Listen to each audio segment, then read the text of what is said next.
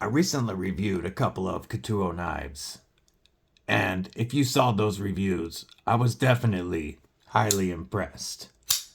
But what if I told you that even this griffin can't hold a candle to another knife made by Ketuo Knives?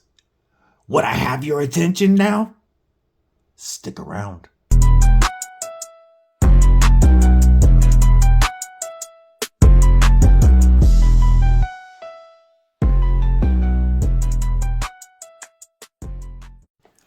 What's up, Kripple Krew? EDC with DBD, disabled but deadly. And up until this point, if you asked me what knife had the best milled titanium scales that I have handled, I would absolutely say my amazing Neutron 2 from TRM with the lizard skin 3D tie scales. But this knife actually gives it a good run for its money. The Karbon Knives is Ketuo OEM'd, and Karbon is a partnership company between Ketuo and Ken Onion. And today we are looking at the Buck Horn.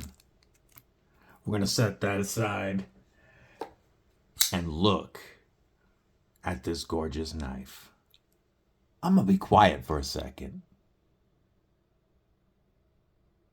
Look at that amazing milling.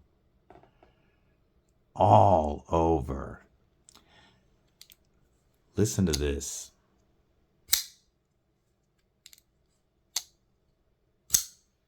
Oh, the acoustics are phenomenal.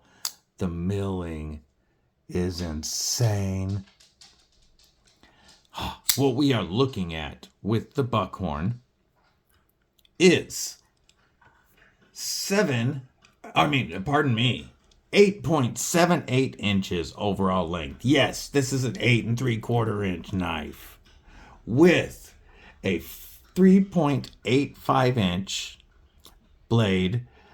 You could call it a modified drop foot, I don't know, blade of S35VN with a flat grind and a beautiful hand satin finish.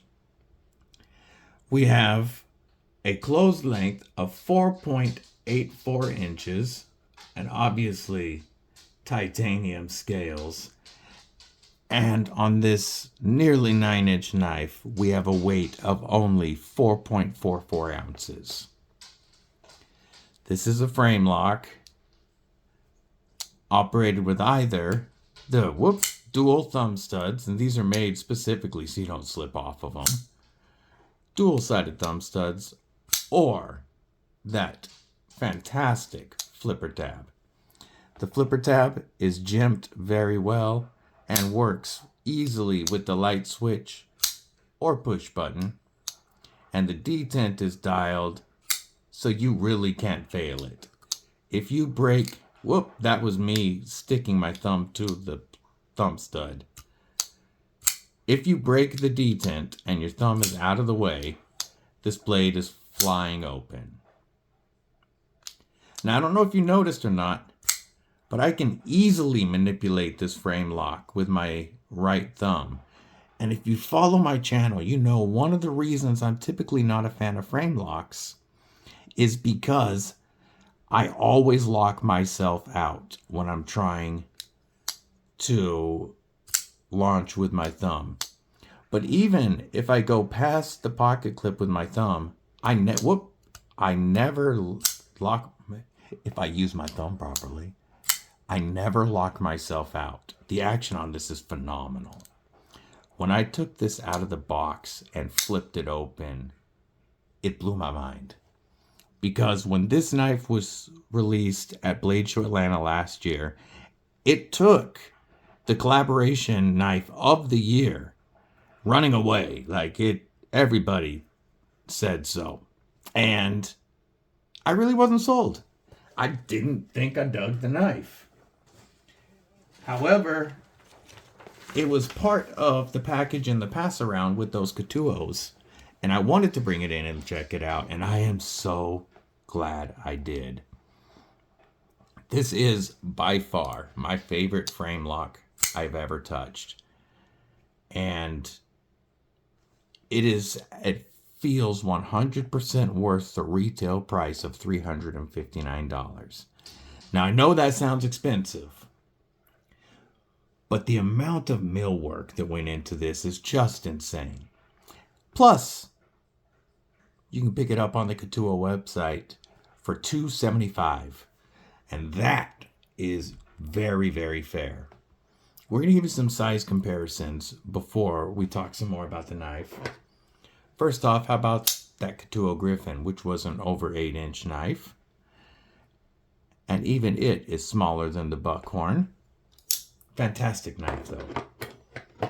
Let's go with the 8.5-inch Cold Steel 8015. It's got a 1/4 inch less than the Buck Horn.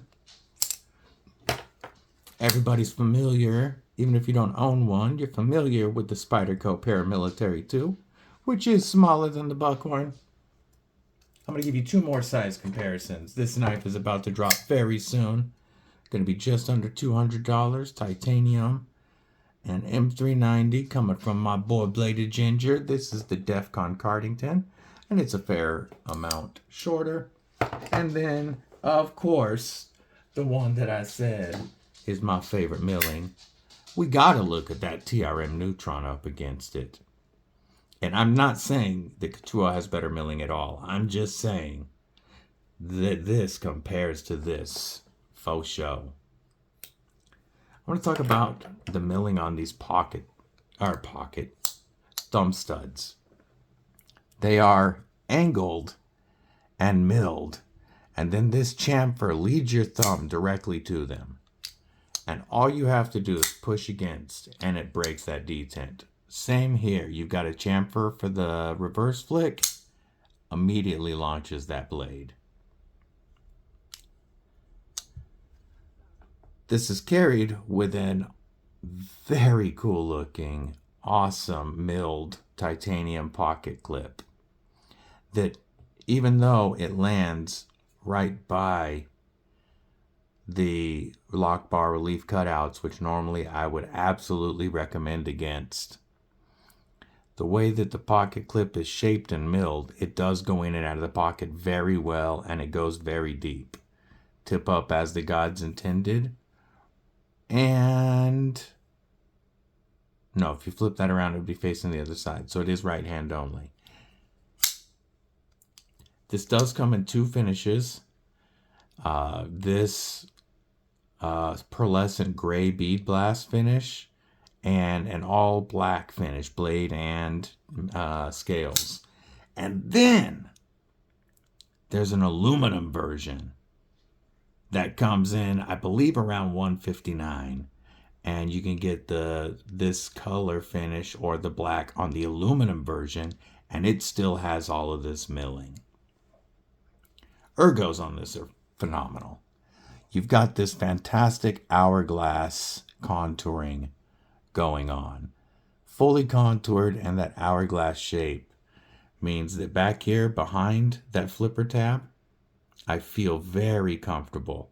And with all that milling, there's no way I'm sliding on this blade. I do have plenty of room back here for my pinky. Very comfortable in a saber grip back here, and I'm locked in. And then we have a nice finger choil and some usable jimping to really lock us in for some powerful or controlled cuts. And this blade comes very, very sharp. We've got a nice tall flat grind getting us to a nice sharp edge, and then we've got quite a bit of belly but a very low tip. So even with this big long knife, I can very comfortably throw it in like a utility pinch grip and use that tip for precision work. Turn it around, cut straps, very comfortable because of that hourglass shaping. In a beef jerky Avenger grip, I am capped off on the butt end of this knife, and no way am I sliding on that textured titanium and with that finger or that flipper tab to block me. I'm very locked in. And then when I flip it around to a beef jerky Avenger, I feel even more comfortable because of the way this pocket clip is done. It is locked into my hand. And with this knife being a frame lock, squeezing the knife is going to strengthen that lock because you're going to be making sure that it can't go the opposite way to unlock on you. So even though I recommend a fixed blade for self-defense, you use what's on you. And I would have no worries using this knife, knowing that I am locking it tighter as I'm gripping. And I've got a lot of reach with that blade. The action, I can't describe how smooth it is. I've dropped this on my thumb at least half a dozen times because I forget how smooth it really is. Frame locks never feel this good to me. Like, it is a straight up guillotine. I'm not taking this knife apart because it is not mine. And the website doesn't say. But it looks like we have bearings running on an internal racetrack. And that's what's keeping this so smooth. Our sharpening choil and plunge grind, as you would expect from a Ketuo OEM knife, perfect. Look at how it starts and ends immediately. So you've got all of this sharpening life on that S35VN, which is going to hold its edge for a long time and be nice and corrosion resistant, as well as decently tough.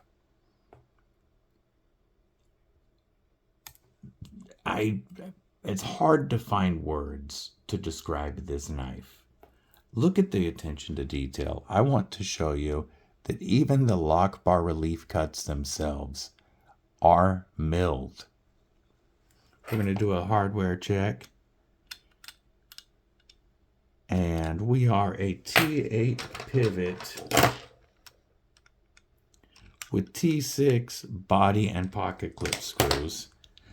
So yes, I really would prefer to see T8s, but I'm not going to complain too much. We do have a hardened steel lock bar insert, so we're not softer titanium on hardened steel blade. That's awesome, and it makes for fantastic lockup at about 50% with zero lock stick. With that hardened steel insert, there is no lock stick. And I do want to point out that this is screwed in from the inside, so it's nice and smooth on this side. That's a nice touch that I don't recall seeing before. I really like the gold anodized titanium pivot collars with the design looking like, you know, the tail end of a shell casing. I really do like that design. And you can feel all of this textured milling. They even carried it over to the pocket clip. Then we have this beautiful full-length backspacer that is very comfortable in hand, and that gives us a lanyard spot way out at the back. It's really hard for me to find any fault with this knife other than those T6 screws. Having tried this, next I really want to try the aluminum version and see if it feels as good, because if it feels anything like this, then it's a steal. Because I think $275 for this knife is absolutely fair. I will link that below. It is not an affiliate link, so no worries about that if you don't like affiliate links. But I want to know what you guys think of the Karbon Knives Buck Horn. Did you fall in love during Blade Show Atlanta, or are you still on the fence? Either way, hit me up in the comments and let me know. Hope you have a killer day, night, morning, evening, whatever it is, wherever you are. Stay safe, stay frosty, and most importantly, stay deadly.